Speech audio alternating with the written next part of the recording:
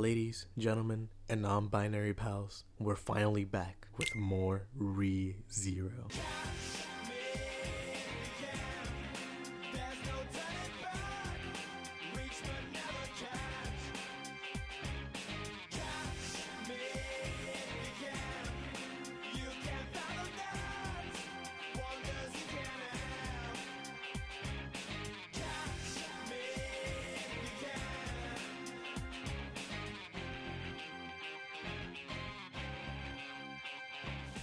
As promised, I planned to give my thoughts on Season 3 once it was fully finished in a separate follow-up video, so I'm here now to do just that. If you haven't watched my last Re-Zero video, it'll be down in the description below. I recommend watching it because I'm a sellout, and also it'll provide context for my opinions in this video. In this video, I'm going to go into spoilers for Season 3, so if you haven't watched it yet or don't want to be spoiled, feel free to leave and catch up if you want. If you come back, even better because I'd appreciate it. But long intro aside, let's delay no longer as I move on to the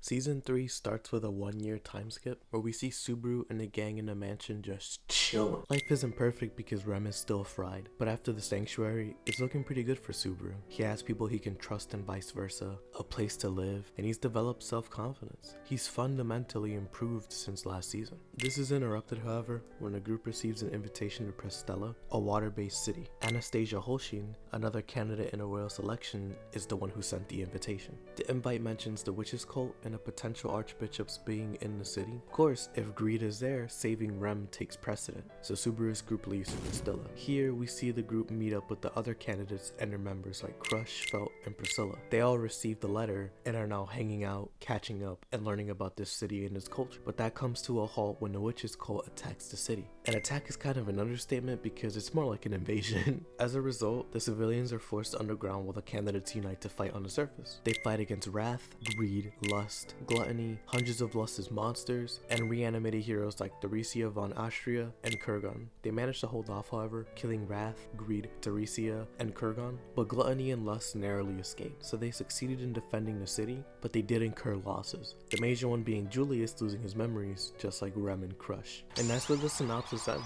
The season itself isn't long, with only 16 episodes being released. In retrospect, it barely passed the seasonal anime episode count of 12 to 13. In comparison to that, season 1 and 2 both had 25 episodes. The reason for this discrepancy was because the season was originally planned to be longer, but because of how dense the second half was going to be, the executive decision was made to make it its own season, resulting in season 4's announcement later on. I'll link the teaser for that in the description. So while that decision and the break in between can make the season's release seem haphazard or rushed, I would argue against that stance. This is a quality over quantity measure. I'm fine waiting if the product is better overall, especially when the fans have been raving about what's to come. With that being said, however, Season 3 is an 8.5 to a 9 out of 10 regardless. The season is consistently good, with the highs surpassing even some of Season 1 and 2's. The first half of the season was spent building up the city, the potential conflicts, and the characters at play, while the second half was having the game begin. And I like both sides equally if I'm being honest. While the second half is more action-centric, the first half is character-driven, culminating in a thoughtful yet exciting climax. The voice acting is solid as always. I watched it in sub, so I can't speak for the dub, but I enjoyed my time with it like last time. The animation was consistent overall, but the highs, good lord were they good. I hope Garfield's episode sets a precedent for Re-Zero going forward, because I don't mind having an episode in each season that looks like that, because that was amazing. The fights themselves varied, however. I like most of them, but Priscilla and Julius's fights were duds for me, unfortunately. The story was enjoyable, simpler than season 2 and 1, but by no means was it inferior, which is a given considering that it's shorter, but inherently, where there are multiple moving parts in this season, they aren't meant to be dense like season 1 and 2 were. On a different note, something one of my friends mentioned while we were watching involved Subaru. Of course, he had his hype moments in Aura with Regulus, but my friend's observation focused more on how he didn't die as much compared to season 1 and 2. And I looked back and realized, by golly, he really didn't. Subaru died like 3 to 4 times compared to the 18 billion from season 1 and 2 combined, and they were all against Raph too. After that, he locked in expeditiously. He showed improvement in valuing his own life and accepting the outcomes of his own decisions. He makes moves in confidence and doesn't rely on return by death to bail him out anymore. He understands that his life has an impact on others now. Amelia, Garfield, Beatrice, Otto, and the entire mansion need and love him, so dying would be selfish and cruel. This is that confidence I was talking about earlier in the video. Subaru has improved as a character and learned from his mistakes. And it's not just him either. There's a bunch of characters that I didn't mention or won't mention who grow, or we get to see their backstories in this season. Garfield is a great example.